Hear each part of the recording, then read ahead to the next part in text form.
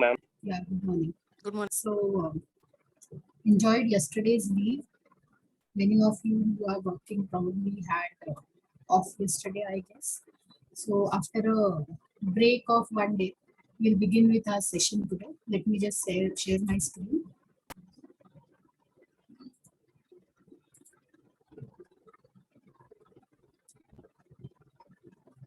I hope it is visible, right? Yes, ma'am. Yes, ma'am. Yeah. I'll just quickly we'll just go through the theories. We in our last lecture we saw various theories of entrepreneurship. Now these theories are basically telling us, uh, as per each and every scholar who has given these theories, according to them, what qualities an entrepreneur possesses or what qualities entrepreneur should have. So we learned some 3 to 4 different scholars' theories. First and foremost, and very important theory given by Joseph Schumpeter, it is known as theory of innovation. He believes that to be an entrepreneur, he needs to have this creative ability as well as the innovativeness in his mind. And he can show his innovativeness through these 5 cases, but then it is not talking about the other factors which are equally important uh, to become an entrepreneur. It is not considering the other factors. Then we saw McClelland's theory. Uh, According to him, it is the motivation orientation, achievement orientation, NARCH, he gave this the name, is very important for a person to become an entrepreneur.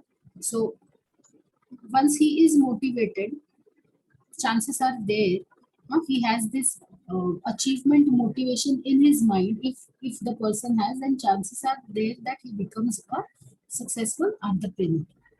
Then we saw this X efficiency theory, degree of inefficiency and the use of resources within the firm.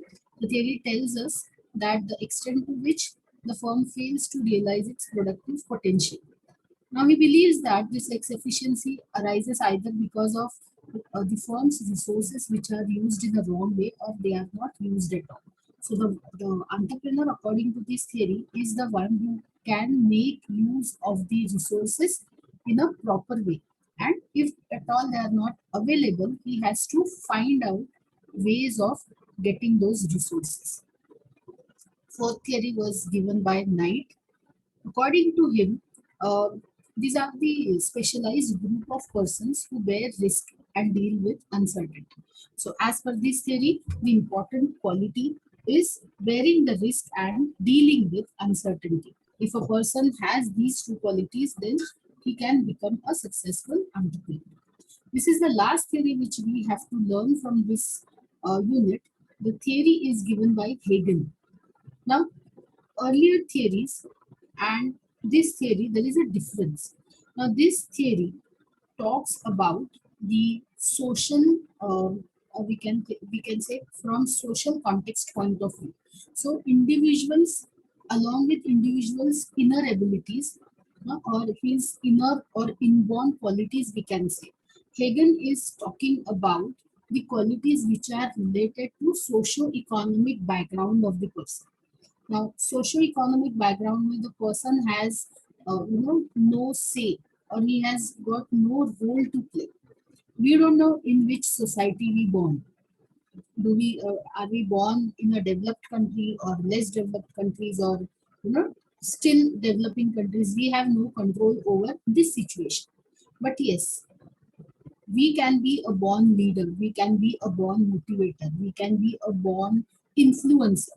So these are our inner qualities. So earlier theories talked about these inner qualities of an entrepreneur, whereas this theory is talking about the socio-economic background or socio-economic environment in which the person's upbringing is being done. So, as per this theory given by Hegel, he views entrepreneur as a creative problem solver, interested in things in the practical and technological realm, and driven uh, by a vision to achieve. He views entrepreneur as creative problem shooter, bringing about economic development which is mingled with political and social change. Now, as per this theory, an entrepreneur is viewed as a creative problem shooter. He is tackling the problem in a creative way. How? So this problem tackling brings about economic development, which is the result of political and social change. Now, how this political and social change leads to economic development, which is brought about in effect by Hegel. It happens that you know it sometimes it is said that that trigger is very important to shake a person, to either motivate or demotivate. It requires a kind of trigger and ignition. एक झटका लगना बहुत जरूरी होता है, like that. So this trigger is very important, and what that trigger is, now as I said, this theory is talking about the socio-economic background of the entrepreneur. So sometimes the trigger is that earlier the person enjoyed some kind of respect from the society, and all of a sudden that respect is lost, or that respect is shifted to somebody. Now, out of that habit of getting respect from people, I behave like uh, I behave like somebody. And now, since I'm not getting that respect, no, I really don't like that.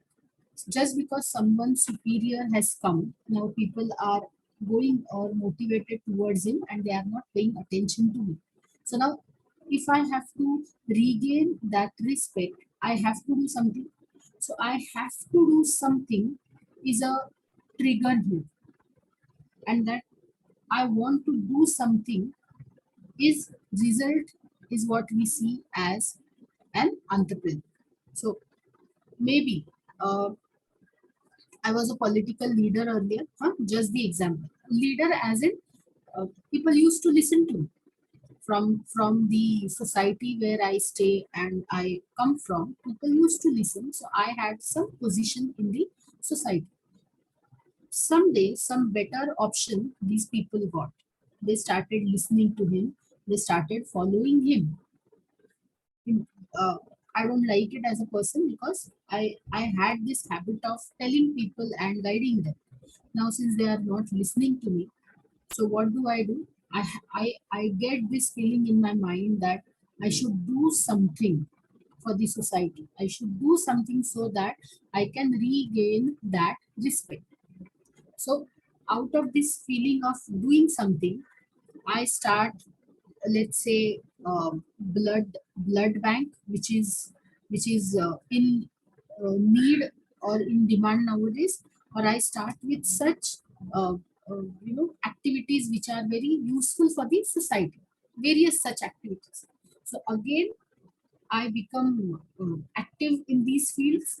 Slowly and steadily, again, I gain the confidence of my people, and again, I have that status which earlier I had in my society. So, this theory of Hegel is talking about such trigger mechanism, and it says that this theory says that such trigger mechanism is required for a person to become an entrepreneur, because then he believes that, according to this scholar, he believes that out of that trigger people achieve something, and then they gain their position in the society because that position was earlier there with them. People had this habit of others giving them attention, others paying attention to them, or others listening to them. Due to some reasons, the situation goes away. So, to get that situation back, these people start acting, or these people start their entrepreneurial venture, like that. So, we have so far seen 5 theories. I hope these theories are clear to you. In case you have any doubt, let me know. So, now we are starting with the next unit.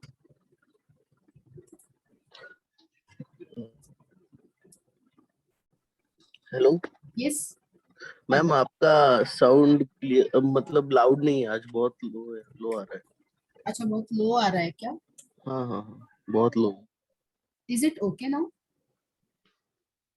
नहीं, regular से बहुत कम आ रहा है आज, पता नहीं, शायद network network तो एक काम क्लियर है। करते हैं, I'll start maybe after 2 minutes. Just let me know whether the voice is audible or not. Okay sure. Yeah. Is it still low? Yes.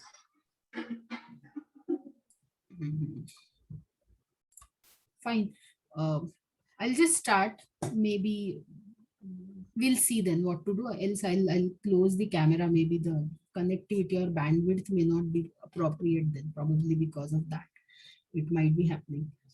All right, we are starting with the next unit, third unit. This is called as entrepreneurship development. Now, so far we have seen the background of the subject in terms of knowing few details about what entrepreneurship is, to whom we can call as entrepreneur. To become an entrepreneur, what qualities are required, what are the functions, then what are the challenges, how this concept came into existence and all. And we also saw some differentiating factors like to whom we can call as an entrepreneur and an intrapreneur. If a person is working in the organization, then he is called as a manager. Then who is a manager? Who is an entrepreneur? Who is an intrapreneur? So such terminologies we saw. So all these things actually formed the base. Is voice audible now enough, or still it is low only? Voice is clear but it's slow. Okay. Maybe I'll close the video. Maybe let's see now any improvement. So till now, we saw the base for this particular subject. Then we started with the theories. So what the experts or what the scholars have to say about this topic. Now, I look at entrepreneurship from different angle. According to me, for example, entrepreneurship is just listening. If you have the ideas in your mind, entrepreneurship for me is making that idea come into reality. So what qualities are required to bring that idea into reality? And those qualities are talked in the various theories. So for some scholars, it would be simply having an innovative idea and creative mind to bring that idea into reality. For some people, it is making the use of available resources to the fullest so that that idea can be brought into reality, like that. So it is basically the combination of various things. So bottom line is that if you have something in your mind, you have to take that thing into reality. Now in this particular unit, we are going to see if the person is motivated, but then I am motivated enough to start my venture, but then that motivation or that feeling of starting a venture is not enough, is incomplete because I may lack in few of the things. I may lack in knowing from whom to take financial help. I may lack in dealing with people. Interpersonal skills I'm talking about. I may lack in terms of maintaining or sustaining the motivation level which is required to start up. So I may be lacking in few of these areas. So this is what we are going to now see in the coming unit, that I have to, how can an entrepreneurship be developed? What all things we are going to take help of to develop this feeling or this develop the quality of entrepreneurship. We are going to see in this particular unit. We would be seeing the competencies, entrepreneurial competencies as in the qualities, the requirements, the inner abilities we can say. So what those inner abilities are of an entrepreneur, we have seen this. We'll just one more time we'll talk about it, because now we are in the process of developing an entrepreneur. So first we should know what qualities are required, what competencies are required. Then we'll see the concept of entrepreneurship development, ED, and what role something called as entrepreneurship development program, EDP, plays here. So we'll also see in EDP such development programs, what are the objectives, the methods, execution, like that. Now, after this, there are few organizations like DIC, SISI, EDII, NIDS, NIESBUD. So, what role these organizations play in developing entrepreneurship? So, this is what roughly the contents of this unit.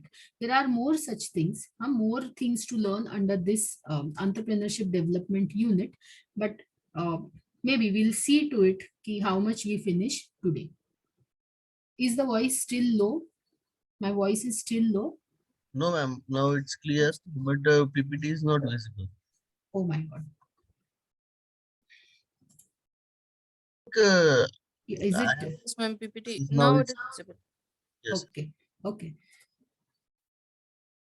I'll just close the previous one. Yeah. So this is the topic which we are going to see today. Entrepreneurship development. I just now explained the contents of this particular unit. So ED, EDP, its objectives, methods, and the competencies. So let us begin with the entrepreneurial competencies. These are basically the skills which are necessary for an entrepreneur. So competencies are basically what you require and why you require. So I require, for example, if I have to become a cricketer, a renowned cricketer one day, then basically I require this feeling that I want to become so and so. All right. If that feeling is not there, even though my parents force me, even though my friends tell, they try to influence me, it will be all in vain. Kuch use nahi hoga. So first and foremost thing is that I should have this feeling in myself. Now, when I have this feeling in myself, I also need to have some necessary skills. So if mujhe banna hai, bolke, I won't be becoming, a cricketer one day. So I need to undergo training. I need to undergo rigorous training. Continuously, I have to keep myself motivated huh, in chasing this dream of mine that I want to become so and so. If we have seen MS Dhoni's movie, we can try to correlate this competencies with what this movie has told us. So we'll see what hardships the person goes through and how he keeps his dream of becoming a cricketer alive, and what all obstacles, what all difficulties he faces. So entrepreneurial competencies are the skills which are necessary for an entrepreneur first to venture into an enterprise. Now we are not watching movie, we are learning entrepreneurship. So when we have to enter or when we have to become an entrepreneur, what skills are necessary? To venture into an enterprise, I have to start my enterprise. So what competencies are required? Then I have to organize and manage an enterprise ably and competently. So I should also see to it that how can I do these things? How can I manage and how can I organize the enterprise ably, as in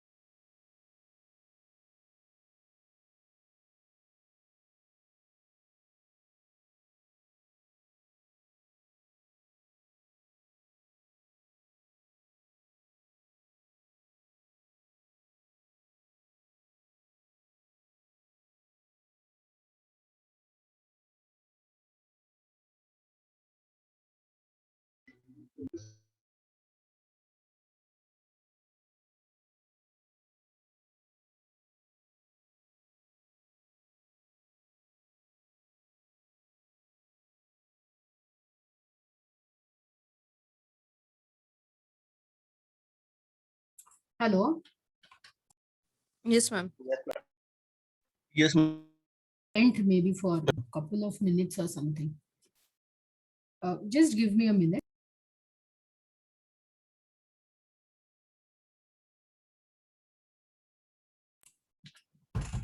Yeah, I'll just share the screen.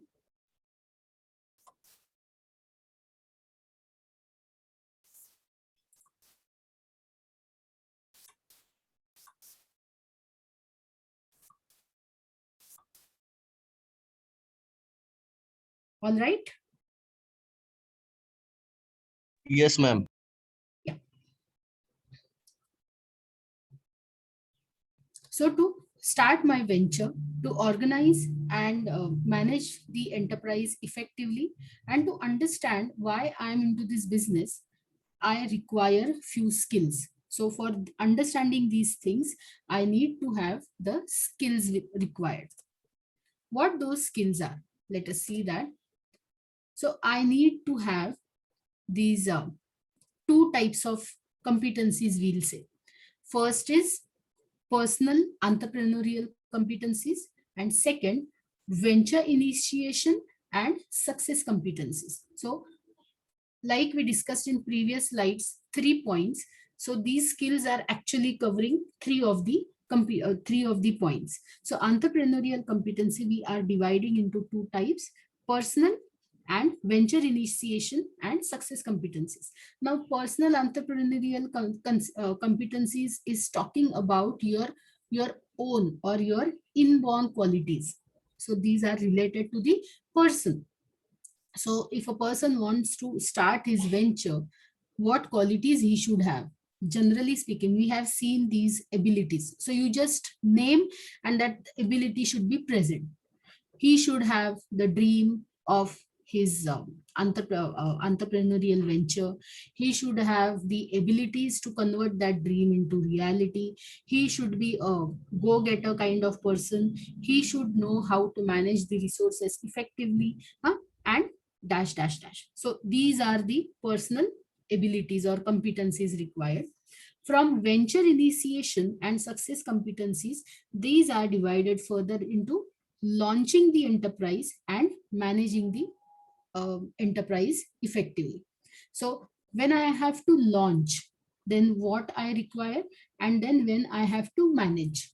Now, when I have to manage, meaning comes second after launching comes managing. So when I have to manage, for example, then I have to talk about uh, the human resources, because then I have to manage. Now that human resources could be factory workers or office staff or both, maybe a small people with um, a number of employees as 10 or 50, depends. So I have to manage these resources carefully. So when I have to manage the enterprises, then maybe I have to see to it, or I have to maybe take some training related to the human resource management. That training would teach me how can I satisfy my employees, maybe by giving them options. My maybe there is something called as ESOP, ESOP. This ESOPs, anybody has heard this word earlier? ESOP, ESOPs जिसको बोलते हैं. Now this ESOP is, इसका full form होता है Employee Stock Option Plan, meaning you are making some part of your holding of some to your employees. मतलब जैसे हम shares distribute करते हैं, हाँ, the company is giving ownership of the organization to their employees. Now, successful example of ESOPs in India is Infosys.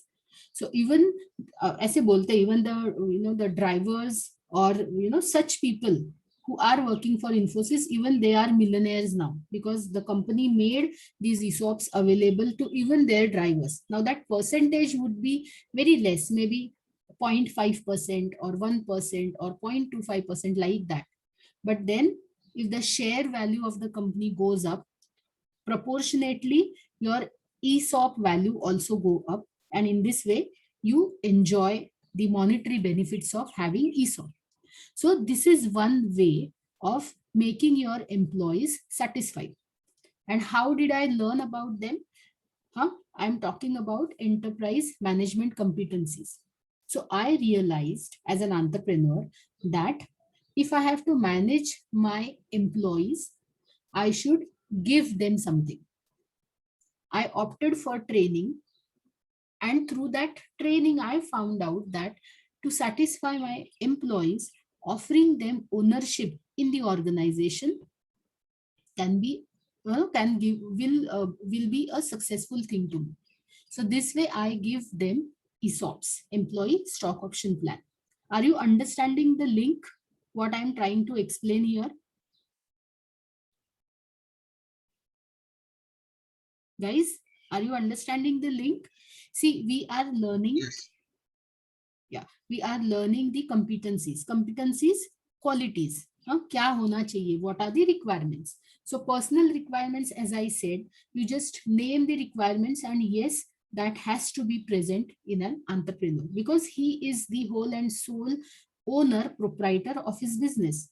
So he cannot say कि मुझे ये नहीं जमता है, I'm very poor in terms of managing finance, I don't know how to deal with people. I cannot say that. I'm not supposed to say that because I have to deal with these resources.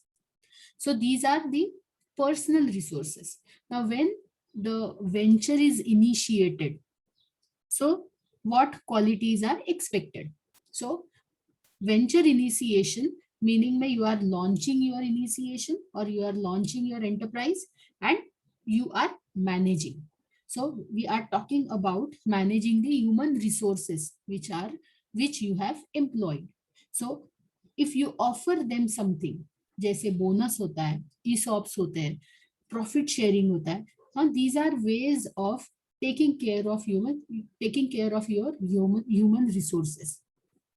See, we MRs जो होते हैं, medical representatives, now they do business or they deal with doctors and medical stores. All right. Now they are generating business for the pharma companies.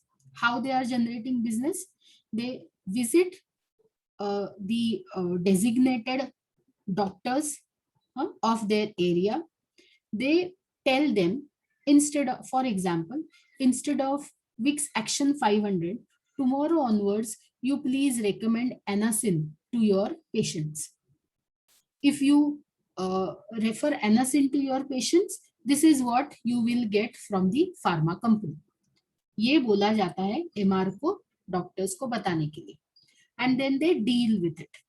Doctor agrees, company agrees, or if doctor says कि why should I recommend this, why not this, so that discussion happens between doctor and the company, pharma company. The deal is cracked. Doctor agrees to prescribe medicine X to patients. Now what I am getting as a salesperson or medical representative, MR here, that I may get some lucrative things, like usually these some overseas trips, or within India, some trips are being sponsored by these pharma companies to their MRs, since if they meet the target. So this is one way of managing your enterprises. See, we are not going in detail of these examples. कैसे होता है, क्या होता है, whether it is good or bad, we are not here to discuss it. I am just making the concept of managing the skills required to manage the enterprises effectively. So these are such skills, we can say, which are required. Similarly, जैसे we have our distributors and that chain of suppliers. Distributor है, wholesaler है, manufacturer, retailer है. So when company wants to manage these players, uh, if you stock our products, if you display our products, then you will get some added 1% benefit or commission like that. So these are basically the the ways of managing your uh, resources which you are using, the human resource, then maybe the banks are there, so financial resources and everything's are there.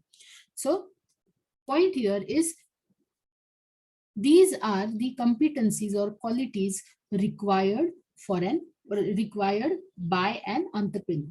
So when he is starting his enterprise, then set of competencies differ.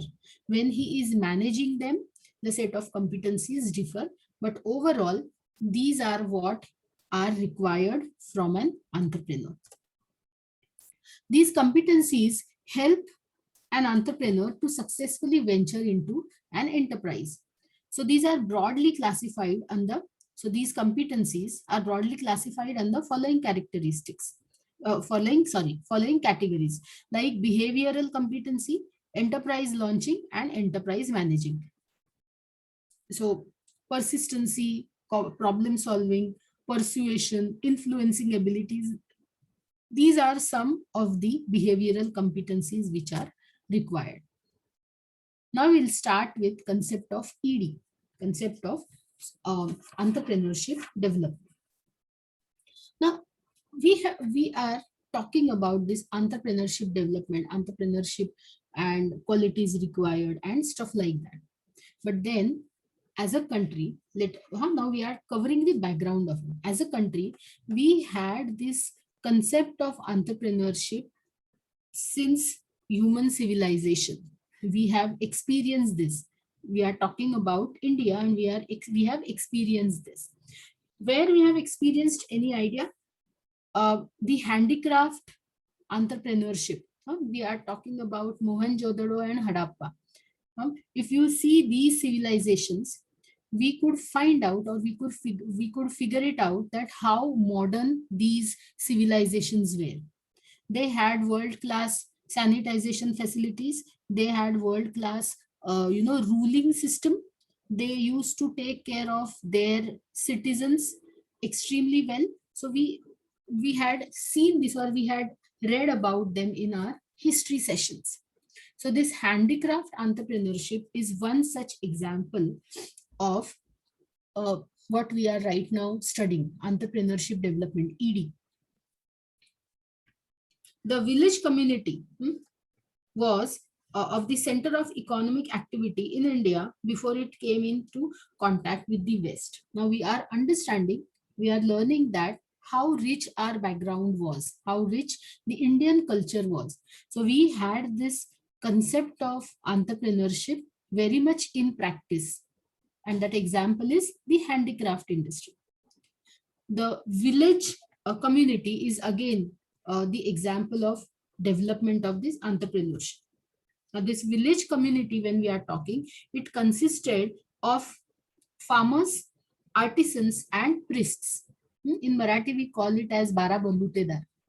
So this Bara Balutedar, or this entrepreneurship, the village community is the replica of this entrepreneurship development. So there were people who were expert in one area, and that knowledge sharing used to take place from generations to generations. So automatically the person used to have some of that abilities because of having birth in that particular family.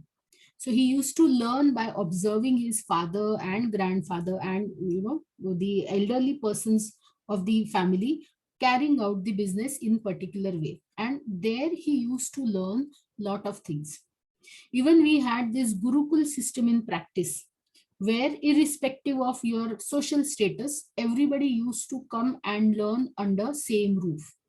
So we have seen in Mahabharata and Ramayana, where the all these Rajputras were also used to stay in their guru's house along with along with their friends who were not from the Rajvansh, like that.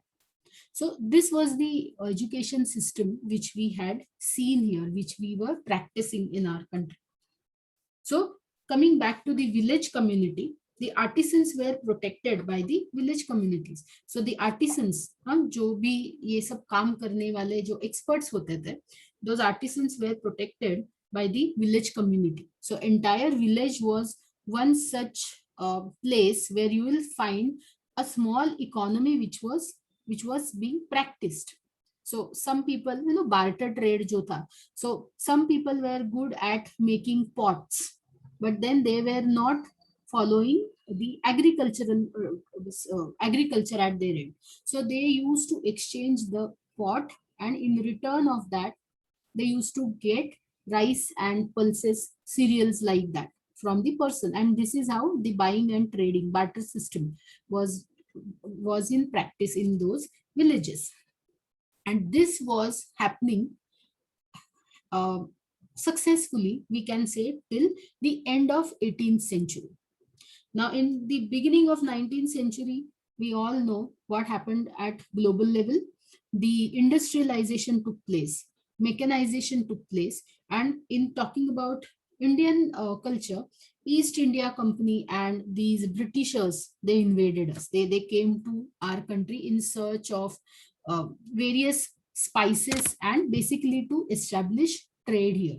So Britishers came here, they started East India Company, and then various changes were introduced in Indian economy. Are you able to link the situation? पहले कैसे था, because of Britishers what happened, and then how the Indian scenario, the Indian economy, how it changed, Indian society, how it changed. Now the manufacturing enterprises emerged in second half of the 19th century. As I said, industrialization took place. So industrializations meaning many manufacturing units got set up. When they got set up in second half of 19th century, many textile mills were set up. Now, abhi Indian context mein many textile mills were set up in Bombay and Ahmedabad. So Surat and Mumbai, these were the main places where we could see that the dealing in textiles used to happen. Many mills were there. Even Bombay was known for these mills. We had Kamla mills and many such mills in Lower Parel and Mumbai area, Dadar, Girgaon and Lower Parel, because of some reasons. And in 70s, 60s and 70s, late 60s and 70s, we actually experienced lot of such textile mills got shut down. Some got shut down. Later on, they sold their lands to the industrialist, and now we have giant corporate offices in such areas. If you have ever gone to Lower Parel or that area, you could see many those meals, the we can say the remains of those meals. But then slowly and steadily now we are experiencing skyscrapers over there. So Kamla Mill and all have lot of other buildings where corporate offices are there. Then many other entertainment sections are there, and basically they sold out the land for some other reasons. So talking about the or understanding this from entrepreneurship point of view, so textile mills got set up in Ahmedabad and Mumbai. And after the First World War, we are talking about 20s to 30s, Second World War, the Indian government agreed to discriminate protection to certain industries. So after the First World War, actually the many governments understood the importance of few of the industries, that when the war situation comes, but still some industries are to be kept on running. So this is what people understood, or they got these lessons from the learnings from First World War, that some industries are to be kept running even though during war seasons. So because of such measures, some industries, some people established the factories and they started manufacturing such things which are necessary. Even we experienced Swadeshi movement, where the freedom fighters understood the importance of um, the products which are manufactured here and not promoting the products which are being exported from outside countries. Then Second World War happened. We as a country got independence, and during this post-independence era, various since our economy got freed from East India Company, now we had to restructure and reshape our nation. So the policy makers and the politicians also who were ruling at that time, since they wanted to build the nation again, the measures which they took, we all know them, or we know those measures as economic policies. So we have 5-year plans and economic policies. So 5-year plan, as the name suggests, it is for 5 years. So first 5-year plan, second 5-year plan, third 5-year plan, like that. So slowly and steadily, to redevelop and restructure our nations, the policy makers introduced these changes. Now, these changes basically emphasized on various factors. So, during some, in some of the 5-year plans or some of the policies, the emphasis was given to encourage this tempo of industrialization and spreading entrepreneurship from existing centers to other cities. So sometimes the plan focused on developing more and more industries. Maybe in next set of policy, it understood the importance of opening up of such manufacturing units in rural areas. In some plans, they understood that few of the products needs to be given some extra care, and they need to be given some kind of reservation. So there were many such changes which were introduced through these 5-year plans. So this is what is the rough background of entrepreneurship development. So it was a conscious effort of policymakers to slowly and steadily introduce entrepreneurship here. The reason was we got freed from Britishers. So the country was now belonging to the citizens. There were no ruling party. No, East India Company was there. So there was no ruling party after 1947. So like we were managing earlier before East India Company, similarly we had to manage. But then globally the scenario was changing because of Second World War, First World War. The calculations got changed. So to meet the current requirements, we had to now build the nation. So Tata started with their textile. Tata started, Jamshedji Tata started with various other things. He was the person who was instrumental, or who was the founder of Air India. Earlier the name was different, but then he understood, such visionaries, they understood the importance of various such ventures, entrepreneurial ventures. Now we will see why these entrepreneurs are important. So I hope this entrepreneurship development, how it began in our country and how it actually came into existence, is it clear? See, now I'm not going in detail of each and every policy, because we are not supposed to learn these economic policies or the 5-year plans right now here. What we have to learn is how slowly and steadily this development of entrepreneurship began in our nation. Now, why entrepreneur and why this entrepreneurship are important? So basically, entrepreneur or entrepreneurship, the function which entrepreneur performs, that is entrepreneurship. Why it is important? Because it is a critical or an important input in the development of the country. If an economy has to grow, if it has to develop, then it needs to have manufacturing. Otherwise, what will you sell to other countries? And in return of that sale, how will you get the money required. क्या होता है? We are manufacturing something here. Let's say the cost of manufacturing is 50 rupees. Now I have to export, I have to sell that to some neighboring countries, let's say to some developed countries, let's say Australia or Japan. Now the price, if I sell it in my home country, I sell it for rupees 50. If I sell it to some other foreign countries, that is when I export, I add something to it so that 50 becomes, let's say 150. The product remains the same, but then its price changes just because the seller is different here. So when I export, definitely I have to take care of few things. जैसे loss होगा, theft होगा, then what do I have to do? Those things are there.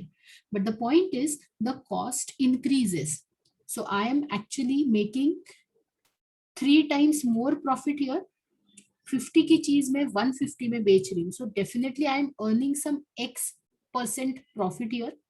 So this is why the manufacturing activities are required. Service and consultancy also to some extent are required. But then services may, the situation is different. No, if you are serving, if you say that I'm the world class trainer, then I have to prove myself. What do I mean by world class? So I have to show the necessary certificates. I have to show that, meaning basically I have to prove that why I am world class. So consultancy and training services actually to some extent are also required, but then major part is, in economic development comes from manufacturing. Now that manufacturing, not necessarily that industrial goods, even through agricultural produce also we are learning a lot of money. Now the mangoes season, which is upcoming, is a very good example. So the export qualities mango give you more money, so they earn more money to the economy. So basically this manufacturing is a very critical factor in economic development, and that is what entrepreneurs do. That is what an entrepreneur is into the business. He is there to create something, he is there to manufacture something. So they make use of factors of production with the innovations. They also generate the employment, and this way they improve the standard of living of the people. And this process, this entire process which we discussed right now, leads to higher rate of economic growth. If standard of living improved, I have more money to dispose of. I buy, let's say, good cars, or I can afford a foreign trip a year, something like that. So this is actually making us better as a person. And iske liye then I need to have good services, so I expect those services, and in this way the money is circulated in the economy. Therefore the entrepreneurs can be made by proper motivation and training. So what happens, we have seen that why entrepreneur is necessary, but then everybody cannot become an entrepreneur. All right, so usually in developing countries the level of entrepreneurship is low because the environment, the atmosphere is not conducive, is not in support of entrepreneurship. We have these fears in our mind. If agar nahi chala to, I have so much of responsibilities to take care of. If it doesn't work properly, then what will I do? No, we have these fears in our mind. The life in developing countries and developed countries different. So developed countries may you have resources limited, but then those resources you can utilize completely. You have assistance from government in terms of employment, this entrepreneurship development. So this is the difference in developed and developed countries is the rate of entrepreneurship is high in developed countries, whereas it is low in underdeveloped or still to be developed countries.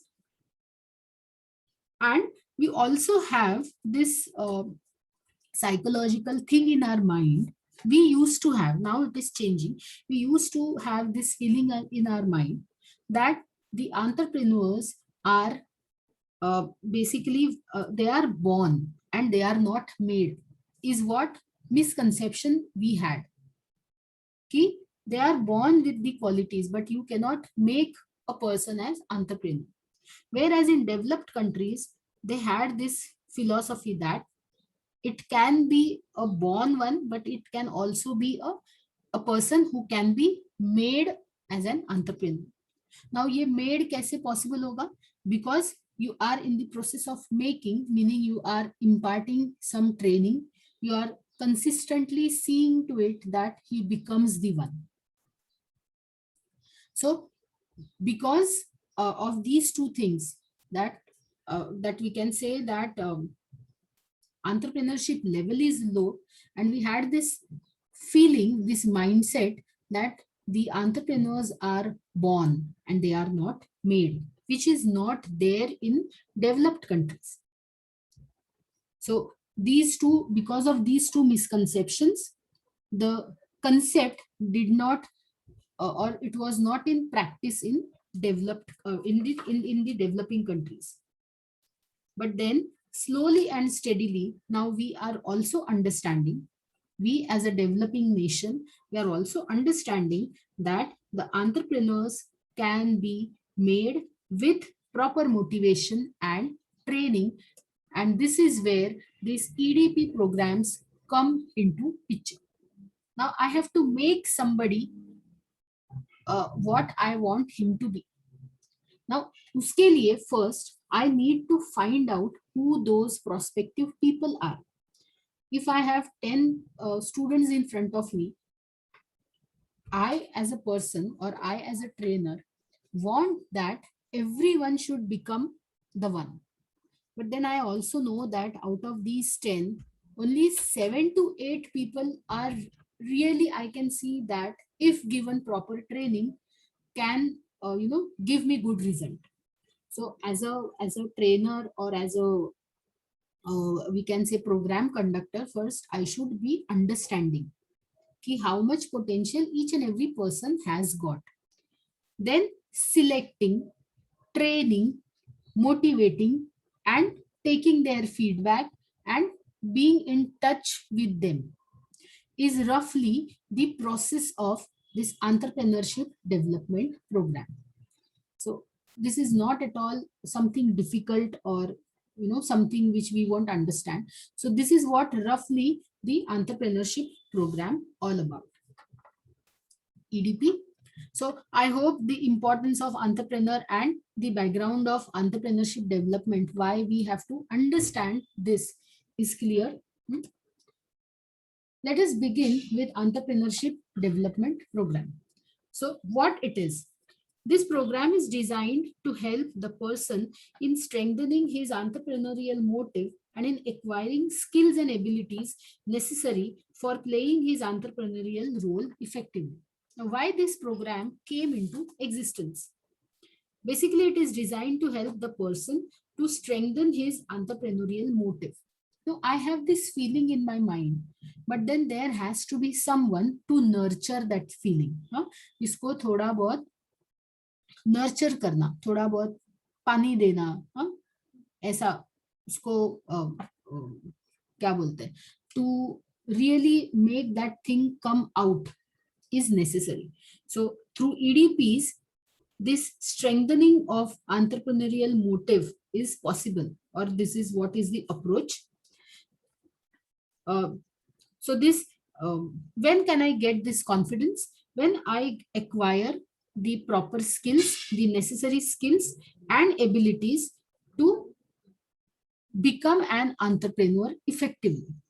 I have this feeling, but then I don't know how to get proper guidance, from where to get proper knowledge. I believe that I should start dealing with computers because I have good hardware knowledge and I can really solve, such minute problems, networking problems also, something like that. So I believe that I can be a good person, but then I don't know how to begin, how to start acting here, to whom to take the financial help, how to contact my prospective clients, how to take their follow-up. So I am very weak in these areas. What I am strong at is my skills, and those skills are only related to my profession. That I am very good at these computer networking skills. I'm a hardware engineer and I can solve such issues, but then I don't know about the other skills. So what do? I take help of these EDP programs, entrepreneurship development programs. So I approach them. The mentors understand whether I'm really potential or not. They also understand my strengths and my weaknesses, and they try to help me out, or they try to work on my weaknesses by way of proper guidance. So this is what is the concept of entrepreneurship development program. We'll stop our session here. So we'll see the remaining 4 points, that is the approach, objectives, the process and phases, in our next session. I hope the things are clear. In case Yes, you ma'am. have any doubt, let me know. So we'll stop here today. We'll see you in next class. All right. Okay, Yes, ma'am. ma'am. Thank you. Yeah. Okay. Yeah. Bye-bye and have a great day. Bye. Thank you. Yeah. Thanks.